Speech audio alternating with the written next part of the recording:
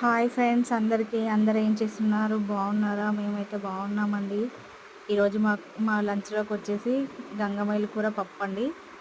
And దాంట్లో మామిడికాయ వేసి చేస్తున్నాను. దానికోసం అయితే ముందుగా కడిగి పెట్టుకున్న కందిపప్పులోకి వాష్ చేసుకొని కట్ చేసుకున్న గంగమేలు కూరనైతే వేసుకోవాలండి. దాంట్లోనే పసుపు, కారం, ఇంకా మామిడికాయ ముక్కలు వేసి కుక్కర్ మూత పెట్టేసి ఒక 2, 3 విజిల్స్ అయితే రానివ్వాలండి.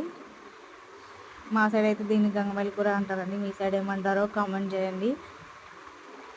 ఇది ఎండాకాలంలో బాగా దొరుకుతుంది కదండి. ఇది ఉడికిన తర్వాత దీంట్లో పోపు పెట్టుకోవాలండి. పోపుకి జీలకర్ర, ఆవాలు, ఎండుమిర్చి, కరివేపాకు, పసుపు, వెల్లుల్లి వేసుకొని పోపు పెట్టుకోవాలండి. సింపుల్ అండ్ టేస్టీ గంగమేలు కూర పప్పు రెడీ అండి. నా వీడియో నచ్చితే లైక్ చేయండి అండ్ నా ఛానల్ సబ్స్క్రైబ్ చేసుకోండి. ఓకే, బాయ్ మరి.